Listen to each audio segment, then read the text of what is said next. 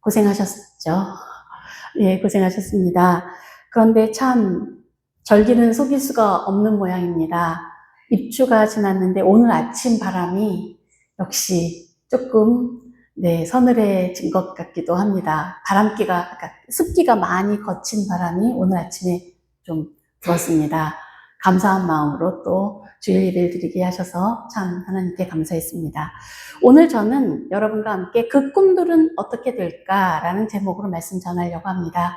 원래 성경 본문에는 그 꿈이 어떻게 되나 보자 라는 굉장히 부정적인 용어예요.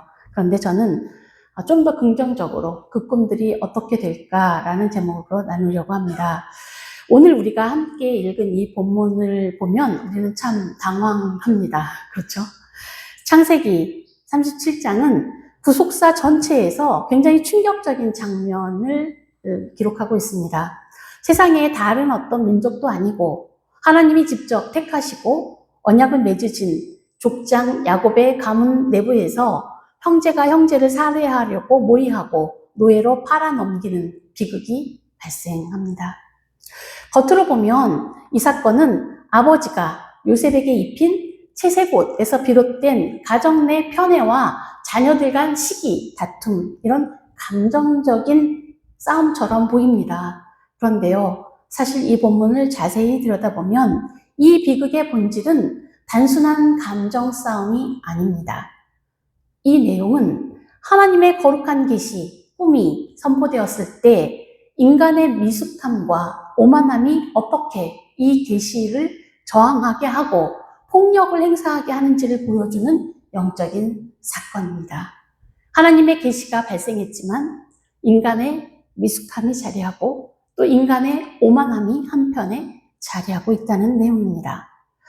그래서 오늘 우리는 요셉이 던져진 그 도단의 깊은 구덩이 앞에 서서 인간의 폭력적인 죄성과 또 이것을 뛰어넘는 하나님 나라의 비전을 완성해 가시는 하나님의 놀라운 섭리를 마주 보고자 합니다.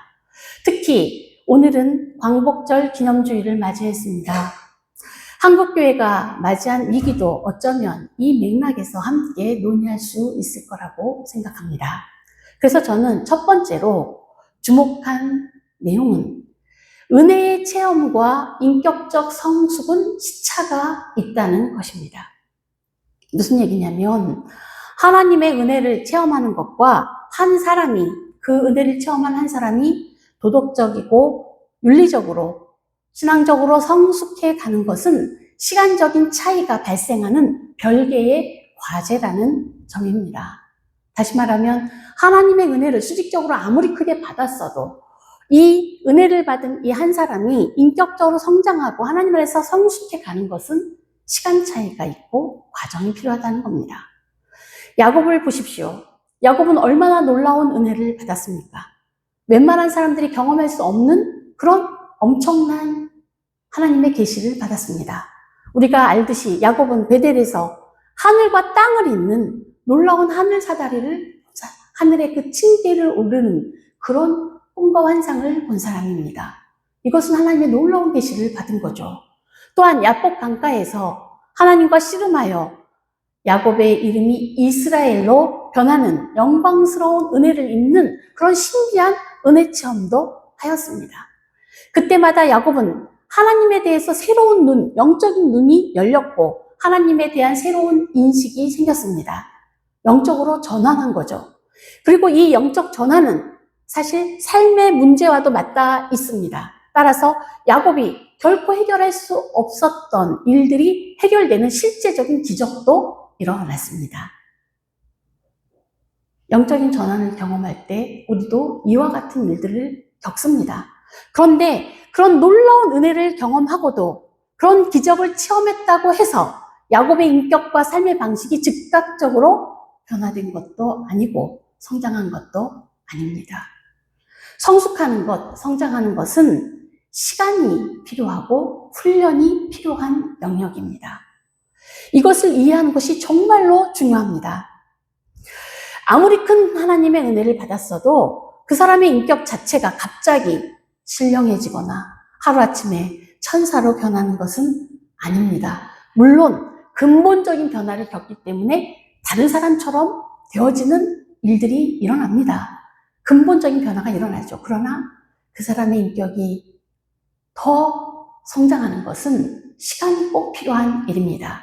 여러분, 어린아이가 태어났는데 천재와 천재 엄마와 천재 아빠 사이에 태어난 천재 아기라고 해서 태어나자마자 뛰는 아기를 본 적 있으십니까? 없을 것입니다.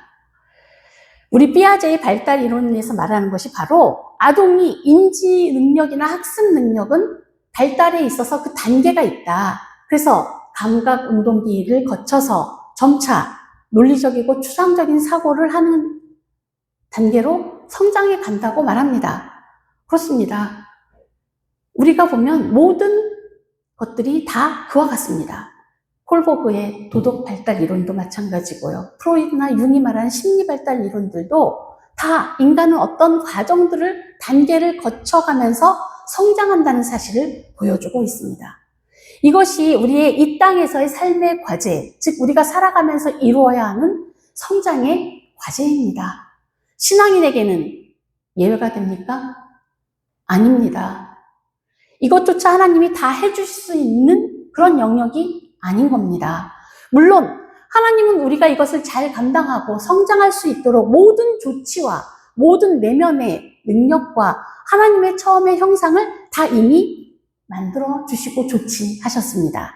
그러나 그 과정을 겪어내고 살아내는 것은 우리 자신입니다. 우리는 매 순간 한 걸음씩 주님의 말씀을 따라서 순종하면서 살아가야 하는 과제를 갖는 사람들입니다. 우리 모두에게 이 과제가 지금 펼쳐져 있는 것입니다.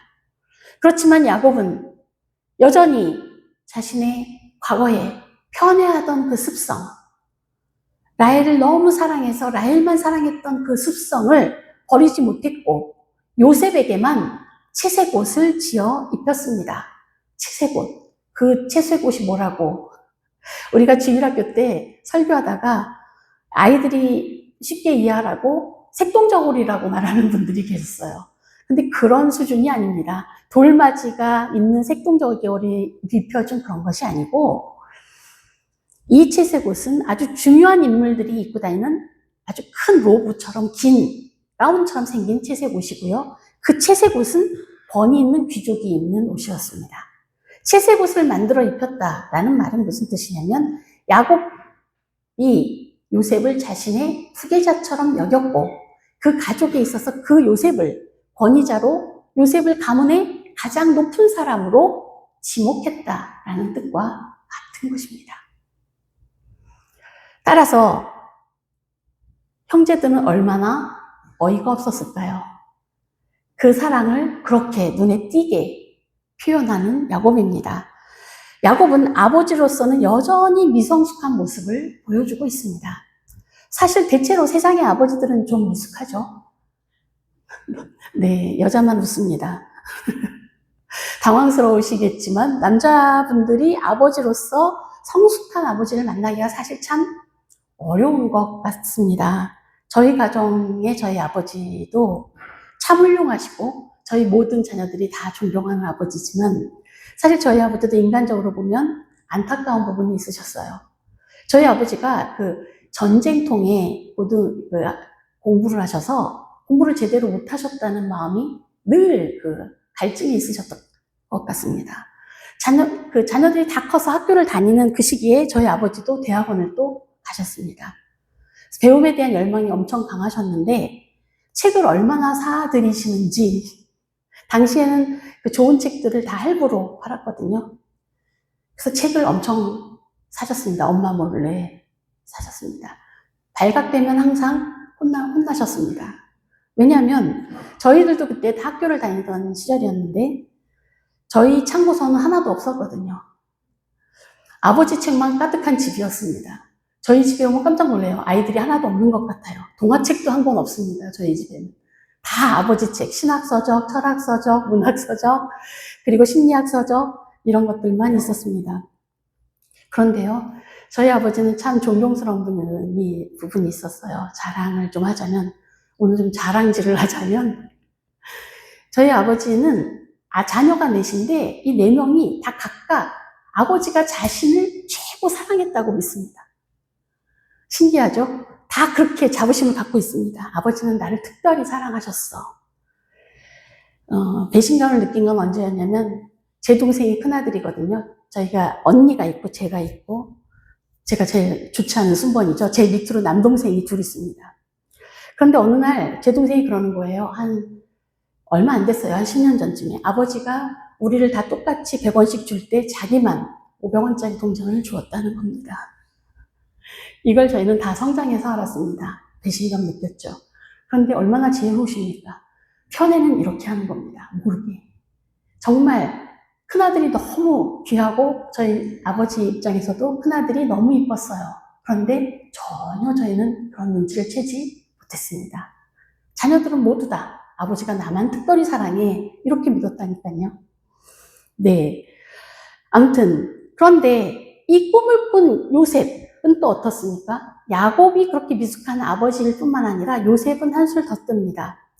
요셉은 오늘 본문을 보니까 꿈을 통해서 하나님께로부터 놀라운 비전을 받았습니다.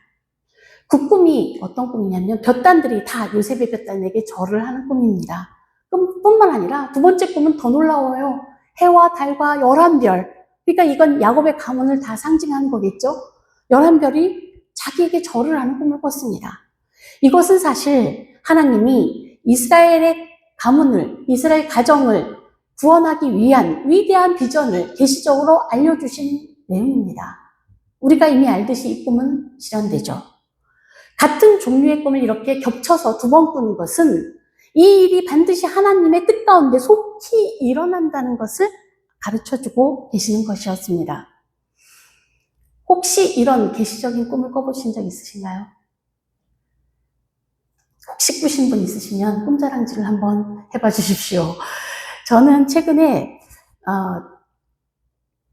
지난주에 우리 최재호 장로님이 계시적인 선포하는 이야기를 듣고 한 주간 동안 생각했습니다. 최 장로님이 우리 교회에 성도들이 1000명이 되어야 한다고 말씀하셨습니다.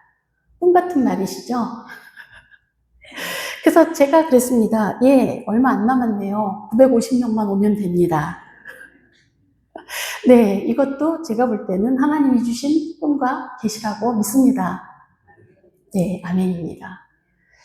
한번 보죠. 꿈이 어떻게 되는지. 네. 그렇지만 지금 다시 본문으로 돌아가면 당시 17살이었던 요셉은 그 거룩한 계시를 담아내기엔 턱없이 부족한 그릇으로 보입니다. 그는 성경에 보니 형들의 잘못을 아버지한테 고자질했어요. 고자질만 해도 많이 맞아야 되는 거죠. 그런데 자신의 꿈을 말하면 다른 사람이 어떻게 느낄지 아무 생각도 없이 말을 했습니다. 그리고 첫 번째 꿈을 말했을 때 미움을 엄청 받았습니다. 그러면 두 번째 꿈은 어떻게 해야 되나요? 네, 떠버리면 안 되죠. 그런데 두 번째 꿈을 꾸고 또 떠버립니다. 제발 그만해 라고 말하고 싶은 장면입니다. 두 번째는 좀 지혜로워진 게 아니라 더 놀래가지고 더 신나가지고 눈치도 없이 과시하듯이 신나서 꿈을 또 떠버렸습니다. 바보 같은 거죠. 공감 능력도 없고 지혜도 없습니다. 어떤 면에서는 많이 맞아도 쌉니다. 많이 미움 당해도 싼 그런 요셉의 17살의 모습입니다. 그렇습니다. 기독교 영성 분야에서 엄청난 영향력을 발휘했던 달라스 윌라드라는 신학자가 있습니다. 그분은 남가조 대학교의 철학 교수로 재직하시고 얼마 전에 소천하셨는데 이분은 엄청난 많은 좋은 책들을 쓰셨죠. 영성훈련과 잊혀진 제자도, 하나님의 모략 이런 책들을 쓰신 이 달라스 윌라드는 이렇게 말합니다. 신앙의 영성은 단회적인 한 번의 영적 체험으로 완성되는 게 아니고 일상의 삶 속에서 그리스도를 닮아가는 철저한 도덕적이고 인격적인 제자도의 과정을 거쳐야 한다라고 지적합니다. 그렇죠. 그러니까 요셉에게는 지금 하나님이 주신 비전을, 하나님이 주신 그 수직적인 그 놀라운 은혜를 이제 삶 속에서 펼쳐내는, 그리고 지혜롭게 풀어낼 그런 인격적 성장이라는 과제가 요셉에게 있었던 것입니다. 이 지점에서 저는 오늘 한국교회 현실을 돌아봅니다. 교회의 위기를 말하면서 본질로 돌아가자, 회개하자, 하나님과의 관계를 회복하자라고 하는 그런 말들은 참 많이 저희가 듣습니다. 다시 말하면 다시금 하나님과의 관계를 온전히 하고 더 큰 은혜를 받아서 새롭게 되고 부흥하자라는 뜻입니다. 영적으로 우리가 부흥해야 산다는 거죠. 맞습니다. 이게 기초입니다. 통성으로 기도하고 은혜를 구하는 데에는 우리는 익숙합니다. 그런데 일상의 삶 속에서 이웃을 배려하고 도덕적이고 윤리적으로 성숙한 인격으로 자라나는 그런 과제는 교회가 그간에 어떻게 잘 감당했나요? 우리는 참으로 그 부분에 있어서 미숙했습니다. 제가 지난 주간에 잘잘법이라고 하는 어떤 유튜브를 봤는데 거기에서 저와 똑같은 얘기를 하시는 어떤 교수님의 이야기를 들었습니다. 너무 공감이 됐습니다. 그분이 이런 얘기를 해요. 정말 헌신적으로 새벽부터 나와서 대형 교회의 주차 관리를 하시는 장로님이 교인들한테는 그렇게 천사같이 웃으면서 인사도 하는데 다른 사람 일반 차가 거기 근처에 오기만라도 하면 소리를 지르고 쫓아내신다는 겁니다. 이게 뭡니까? 그게 신앙인의 모습일 수가 있습니까? 우리 편에는 천사가 되고 남의 편에는 악마가 돼야 됩니까? 그건 아니죠. 그건 어렵습니다. 그런데 우리는요, 너무나 그게 자연스러운 겁니다. 아무렇지도 않아요. 우리에게만 잘하면 다 되는 겁니까? 이건 한국교회가 정말, 그런데 이런 문제에 대해서 이미 한 세대 전에 교회가 성장을 가속을 하다가 이 가속의 속도가 조금 떨어지고 있을 때 아직도 한국교회가 호황이고 큰 교회들이 막 생겨나고 번창하고 있을 1996년부터 이미 30년 전부터 이 문제에 대해서 한국교회의 과제는 이제 성장이 아니라 성숙입니다 라고 외치던 사람들, 선각자들이 이미 있었습니다. 벌써 30년이 지났지만 지금도 그 얘기가 다시 외쳐져야 하는 시점입니다. 1996년도에 이만열 교수님은 이런 논문을 썼어요. 한국교회 성장과 그 둔화 현상의 교회사적 고찰. 여기에서 진단은 뭐냐면 한국교회는 더 크게 성장하고 은혜 받아야 하는 것이 아니고 그것만으로 충분하지 않고 교회다운 교회와 성숙한 신자 회복이 필요하다는 방향으로 논의를 전환해야 한다. 교회가 성숙해야 한다. 성도들이 성숙해야 한다라고 지금까지 교회는 윤리와 도덕적 성장에 대해서 관심을 갖지 않았습니다. 그 결과 지금 한국교회는 어떤 현실입니까? 교회는 항상 사회를 위해서 기도하자고 합니다. 정치인들을 위해서 기도하자고 합니다. 대통령을 위해서 기도하자고 합니다. 믿지 않는 사람들을 선교하고 기도하자고 눈물로 기도하자고 하지만 사실은 사회가 교회를 걱정하는 지경에 이르렀습니다. 밖에서 볼 때는 신앙인들이 너무도 비윤리적이고 너무 이기적인 집단으로 보인다는 것입니다. 그렇다면 우리는 길에 떨어진 소금처럼 맛을 잃고 사람들의 조롱을 받는 참담한 상황을 직면하고 있는 것입니다. 수직적인 하나님 은혜의 체험을 인격의 성숙으로 증명해내지 못하는 신앙은 우리가 입은 옷이 영적 채색옷처럼 보일지라도 공동체를 파탄으로 몰아넣는 독이 될 뿐입니다. 우리가 떠버리는 하나님의 뜻은, 하나님 은혜는 사람들이 외면하고 묻어버리고 싶은 이야기에 불과합니다. 듣고 싶지 않습니다. 이런 상황 속에 두 번째로 이 본문에는 이 요셉의 미숙함이 빚어낸 갈등이 어떻게 이 가정 내에 집단 폭력으로 변질되는지를 명확히 보여줍니다. 아버지의 편애와 요셉의 지혜 없는 자랑은 형제들 마음에 거대한 분노를 일으켰습니다.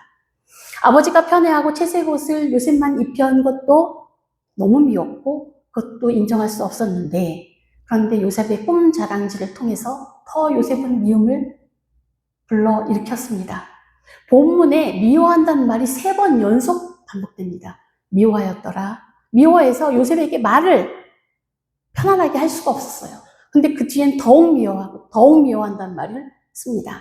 완벽하게, 철저하게 너무 미운 거예요. 그렇게까지 미우면 어떻게 됩니까? 사람을 너무너무 미워하면 죽이고 싶죠. 네, 그렇습니다. 이런 일들은 한 가정 내에도 반복됩니다. 그래서 프랑스의 사상가 르네 지라르라는 사람은 인간 집단에서 발생하는 폭력의 구조를 희생양 메커니즘으로 분석합니다. 인간은 타인이 욕망하는 것을 똑같이 모방해서 소유하고 싶은 그런 모방 욕망을 가지고 있습니다. 형들은 요셉이 독차지한 아버지 사랑, 또 장자로서의 지위를 형들도 다 갖고 싶은 것이죠. 갈망했습니다. 그런데 형들은 그 욕망을 채우지 못하자 지독하게 시기하고 또 아버지에게도 반발하는 마음과 또 가정 전체가 서로가 서로를 미워하는 그런 위기 상태에 빠집니다. 이제 정말 가정 내에서 이 갈등이 터져버릴 것 같은 시간이 오자 극심한 스트레스가 오고 갈등이 폭발할 지경에 이르자 그것이 그런 스트레스를 해결하는 인간 본능의 해결 방식이 하나 있죠. 뭐죠? 바로 특정 대상, 그 분노에 일으켰다는 대상을 한 사람 지목해서 그 사람을 타겟으로 삼아서 그를 폭력적으로 대하는 겁니다. 그런데 아버지를 그렇게 대할 수 없으니 자기들보다 힘이 약한 동생 누구에게, 요셉에게 그 폭력을 행사하는 것입니다. 그렇게 요셉을 제거함으로써 자신들의 분노를 해소하는 것이죠. 그리고 자신들의 죄를 정당화하는 것입니다. 그래서 도단에서 멀리부터 오는 요셉을 보자 그를 죽여서 구덩이에 던지자. 얼마나 무서운 얘기입니까? 형제들이 하는 말입니다. 살아 걸어오고 있는 동생을 쳐다보고 그를 죽여서 구덩이에 던지자고 모의합니다. 형들은 요셉 한 사람을 희생양으로 삼아서 자신들의 그 갈등을 잠재우고 자신들이 미워하는 그 마음, 그것을 정당화하면서 죽일 정당한 이유를 찾고 행동하고자 했던 것이죠. 이런 방식, 희생양을 찾아서 구덩이를 타서 묻어버리고 그 일을 잠재우고자 하는 이런 방식은 지금도 사회 곳곳, 집단 곳곳에서 반복되는 그런 폭력적인 메커니즘입니다. 우리가 살아가는 사회 속에서도 동일하게 재현되고 있습니다. 반복되고 있죠.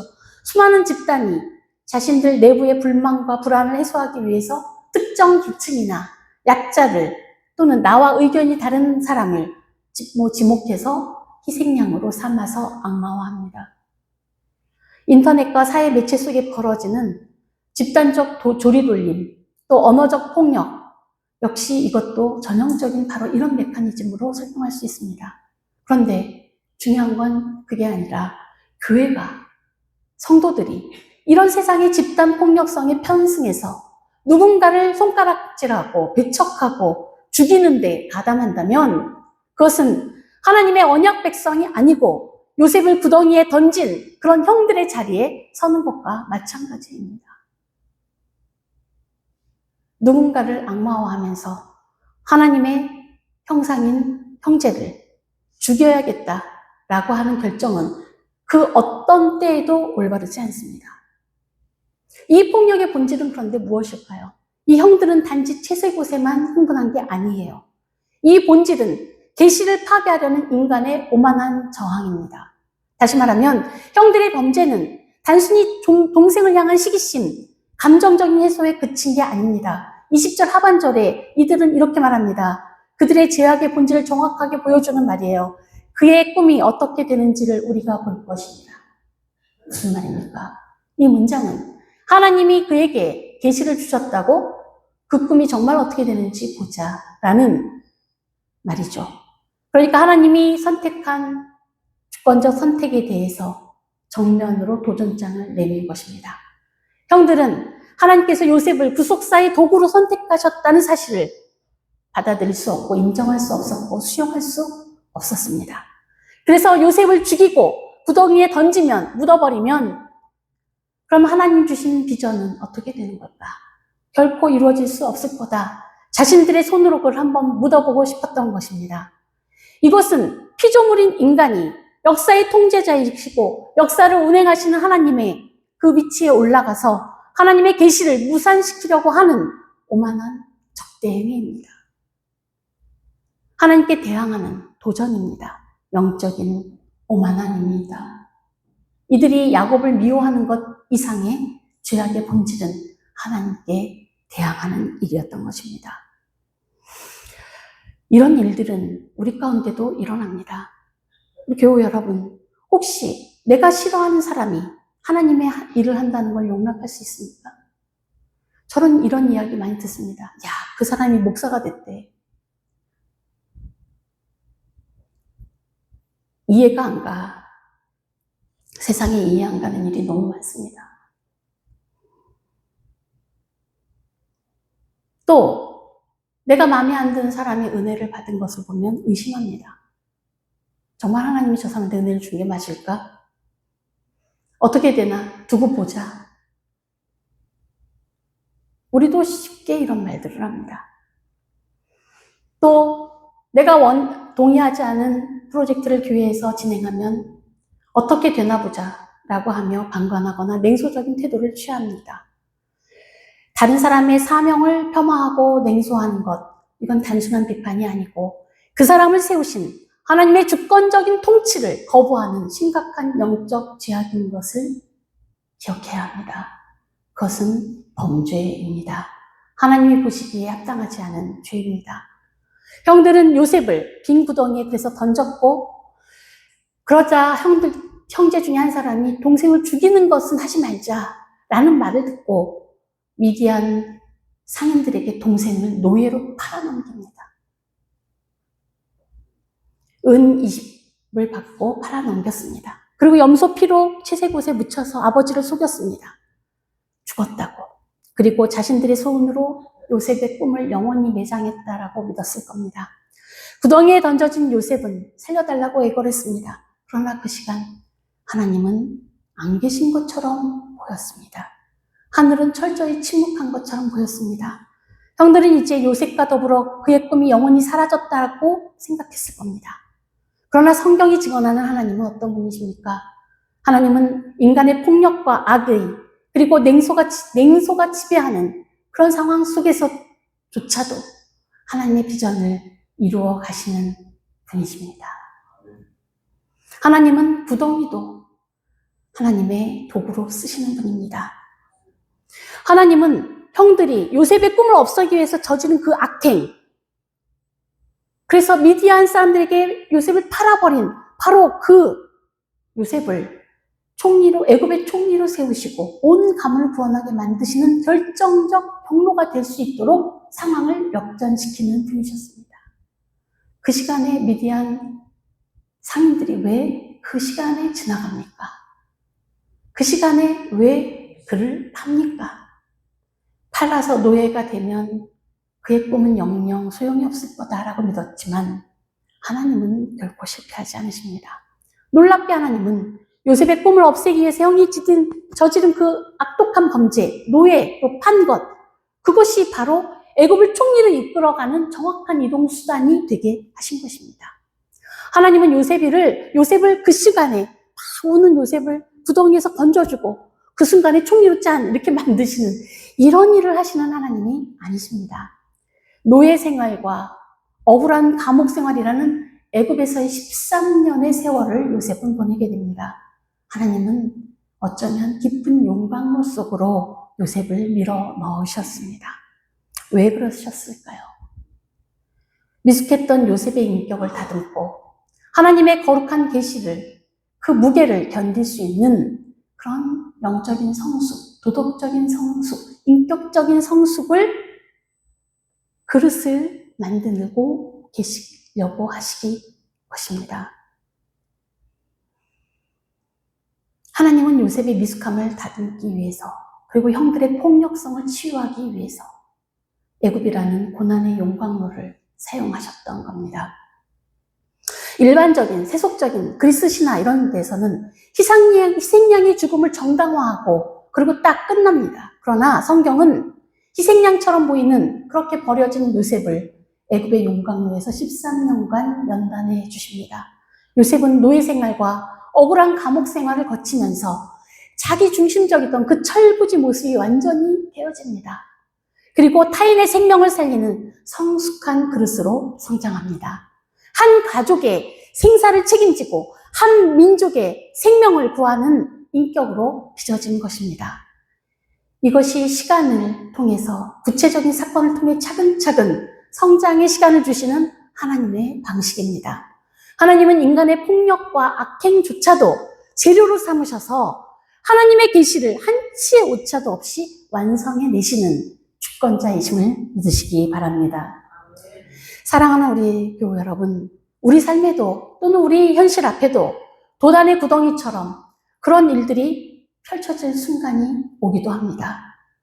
타인의 시기와 억울한 모함 때문에 억울하게 희생양이 되어서 깊은 바닥에 던져지고 아무도 내 말을 들어주지 않는, 그리고 하나님은 침묵하는 것 같은 시간이 있습니다. 한국교회도 저는 도단의 구덩이에 빠진 것이 아닌가 싶을 정도의 생각이 들기도 합니다.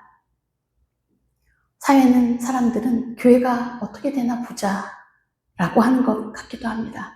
결국 죽고 말 테지, 교회는 사라질 거야, 한국교회는 희망이 없어 라는 말을 하는 사람을 너무나 많이 만났습니다. 이제는 한국교회에서 하나님 뜻이니, 전도니, 선교니 하는 소리 듣고 싶지 않다 라는 사람이 너무나 많아졌습니다. 한편으로는 참 억울합니다. 교회는 그러면 어떻게 해야 합니까? 이 현실을 감당해야 합니다. 그리고 처절하게 하나님 앞에서 새롭게 빚어져야 합니다. 지금은 하늘의 새로운 비전을 받고 부흥을 이루는 시기가 아니라 오히려 겸손히 회개하고 침묵 속에서 주어진 현실을 인정하고 묵묵히 참고 견디고 우리의 신앙 인격을 세워가야 하는 시기일 것입니다. 한국교회 성도들 모두가 미숙한 자기 중심성에서 탈피해야 됩니다. 깨어져야 합니다. 요셉이 13년간의 애굽 생활을 통해서 신앙 인격이 빚어졌듯이 우리도 그와 같이 빚어져야 할 것입니다. 그러면서 한쪽으로는 하나님이 주신 비전이 세상의 냉소와 회방 앞에 무참히 찢겨나가는 것 같은 절망을 우리는 마주하기도 합니다. 하나님이 보여주신 꿈들은 과연 어떻게 되는 걸까? 하나님의 비전은 어떻게 될까요? 기억하십시오. 결코 인간들이 하나님의 비전을 묻들지라도 하나님의 주권적인 섭리는 결코 멈추지 않습니다. 세상이 우리를 교회를 구덩이에 던져 놓아도 하나님은 그 구덩이에서 우리를 성숙시키는 영적 학교로 삼으실 것입니다. 우리는 다음 주에 또한 창세기 45장을 통해서 그 놀라운 결말을 볼 것입니다. 마찬가지로 하나님은 우리에게 그런 놀라운 결말을 준비하고 계실 것입니다. 그래서 우리 새사랑 공동체는 하나님의 은혜만 구하고 은혜만 필요하다라고 하는 차원에서 머물지 말고 구체적으로 삶의 현장에서 성숙한 인격으로 성장하시는 교우님들 되시기를 축복합니다. 누군가를 희생양 삼아서 돌을 던지는 그런 세상의 폭력성에 동조하지 맙시다. 십자가의 은혜로 타인을 품어내는 포용하는 사랑을 실천하는 신앙인이 됩시다. 우리가 세상이 뭐라 해도 하나님이 원하시는 거룩한 인격을 이루어 간다면 하나님은 우리의 삶을 통해서 하나님의 비전을, 하나님 나라를 반드시 이루어 내실 것입니다. 이 은혜가 우리 모든 성도님들과 함께 하시기를 축원합니다. 기도하시겠습니다. 하나님 아버지, 오늘의 말씀을 통해서 우리의 미숙함과 또 우리의 오만함을 회개하는 기회를 허락하시니 감사합니다. 우리가 주님의 은혜를 부르짖으면서도 삶 속에서 성숙한 인격으로 자라나지 못했던 것을 회개합니다. 세상을 향해서 우리의 특권을 자랑하는 교회가 아니라 이웃을 섬기는 겸손한 사랑의 주님을 닮게 하여 주시옵소서. 우리도 이제 폭력의 고리를 끊어내고 주님처럼 십자가로 세상을 살려내는 참된 도구로 세워 주시옵소서. 우리를 사랑하시는 예수님의 이름으로 기도드립니다. 아멘.